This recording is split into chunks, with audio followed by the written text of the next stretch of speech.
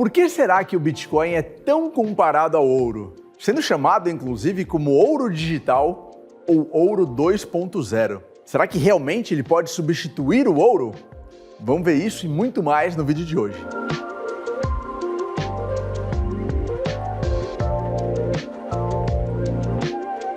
Fala pessoal, tudo bem? Eu sou Bernardo Pascovitch, investidor de Bitcoin e criptomoedas e embaixador de cripto aqui no Inter. No vídeo de hoje, vamos entender por que o Bitcoin aqui é tão chamado de ouro digital. Será que é só por causa da cor laranja amarelada ou se tem propriedades tão relevantes quanto o ouro? Ouro que é um dos investimentos mais antigos e mais importantes do mundo.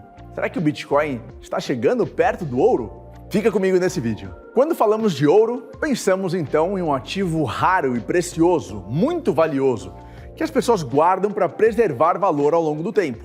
Como eu mencionei, há muitos e muitos anos, há vários séculos, há vários milênios, o ouro já tinha essa propriedade de valor. E além disso, em tese, o ouro tem uma quantidade finita na natureza. Não dá para você encontrar mais ouro do que existe no planeta Terra.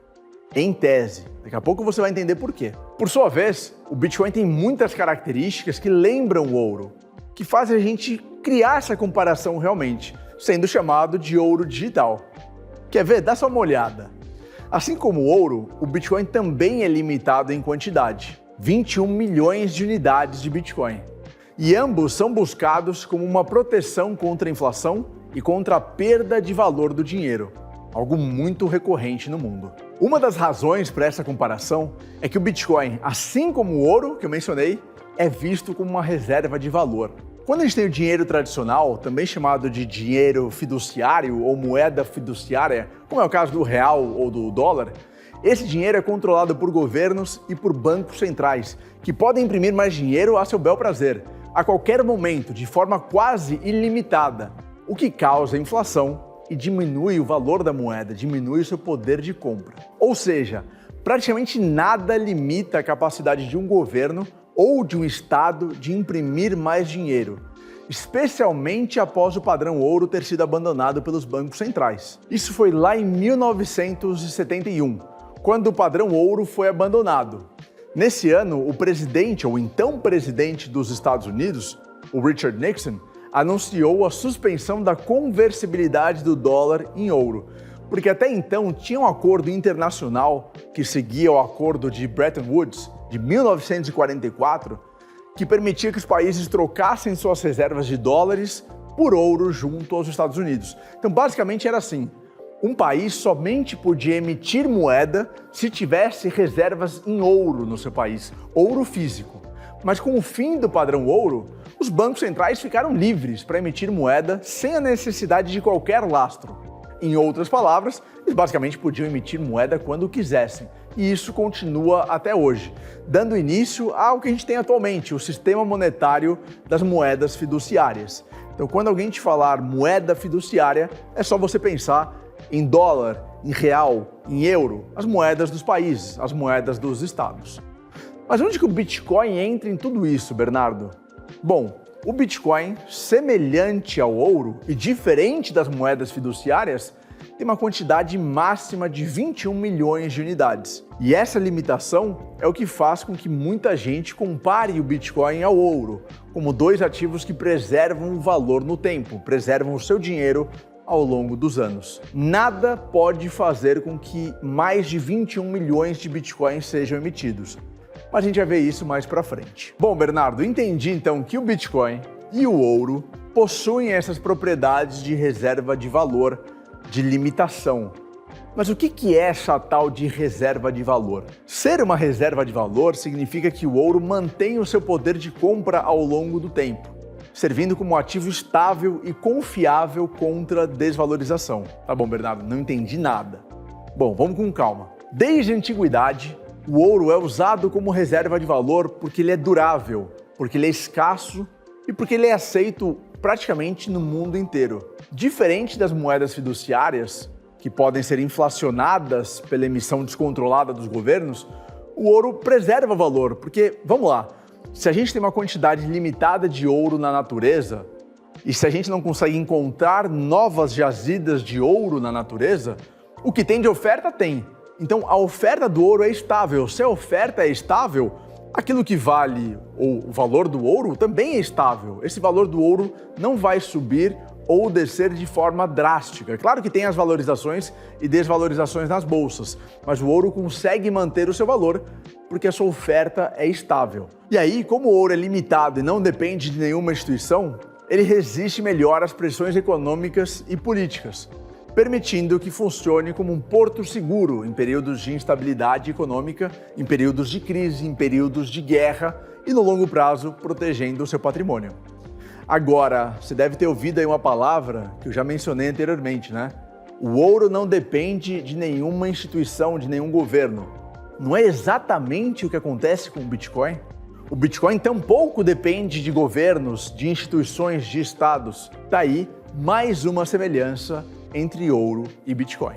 Como eu mencionei anteriormente, assim como o ouro, o Bitcoin vai atingir 21 milhões de unidades por volta do ano de 2140. Então, ambos sendo limitados, ambos possuem essa conotação ou essa característica de reserva de valor.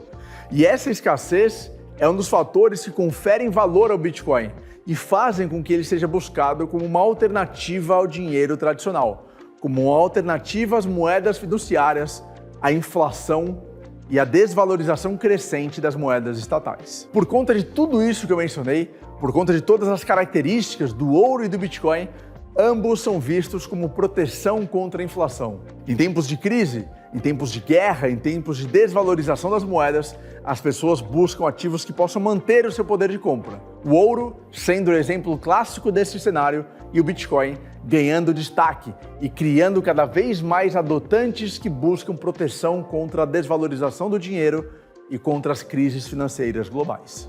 E falando em longo prazo, quem será ou qual dos dois ativos tem um potencial de maior valorização no longo prazo, hein? Bom, como mencionei, o ouro é um ativo milenar, utilizado por várias civilizações do passado. E o nosso amigo aqui é muito mais recente, sendo chamado de ouro 2.0. Embora o Bitcoin seja mais volátil que o ouro, a expectativa é que com o tempo o Bitcoin continue a se valorizar, especialmente à medida que mais pessoas, mais empresas adotem o Bitcoin como moeda e que entendam o seu potencial como alternativa ao sistema financeiro tradicional. Trocando em miúdos, o ouro hoje funciona como uma reserva de valor de forma mais relevante e mais eficiente, mas o Bitcoin tem um potencial maior de valorização nos próximos anos. E por falar em longo prazo, qual será que é mais raro, hein? Ouro ou Bitcoin? E aqui vai uma curiosidade importante.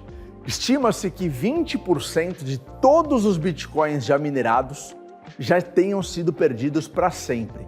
Como assim, Bernardo, Bitcoins perdidos para sempre? Pois é, porque o Bitcoin, como a gente já falou anteriormente, ele tem as suas chaves privadas de acesso. Se você perde a sua chave privada, você não consegue nunca mais acessar o Bitcoin. Então, a estimativa é que dos 21 milhões de Bitcoins previstos, nem todos serão disponibilizados ou estarão acessíveis em 2140, assim como já não estão mais acessíveis atualmente. E muitas dessas moedas que foram perdidas foram porque estavam em carteiras antigas, de novo, chaves que foram perdidas, de forma que dá para a gente falar que o Bitcoin ele é ainda mais escasso e mais valioso do que era pensado, do que foi planejado inicialmente, reforçando a sua comparação com o ouro. E o ouro, por outro lado, ele pode eventualmente ser encontrado em novas jazidas. Vamos pensar aqui uma situação meio absurda, um meteoro, um cometa, um novo planeta que seja encontrado, a gente tem as jazidas gigantescas de ouro.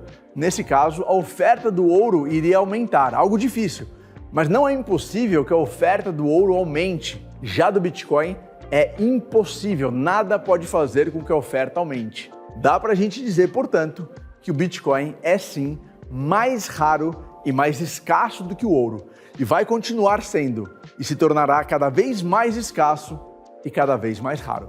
Agora tem uma pergunta para você. Se você fosse receber hoje de presente R$1 milhão, mas teria que esperar 10 anos para colocar a mão no dinheiro, você ia escolher R$1 milhão em ouro ou R$1 milhão em Bitcoin? Para esperar 10 anos, hein? Me diga aqui nos comentários o que você ia escolher. No vídeo de hoje, entendemos por que o Bitcoin é chamado de ouro e o que o torna semelhante ao ouro. Quer dizer, o que faz do Bitcoin melhor do que o próprio ouro. Se você gostou do conteúdo, inscreva-se no canal, deixe o seu like e ative as notificações para continuar acompanhando essa jornada pelo mundo das criptomoedas. Nos vemos no próximo vídeo.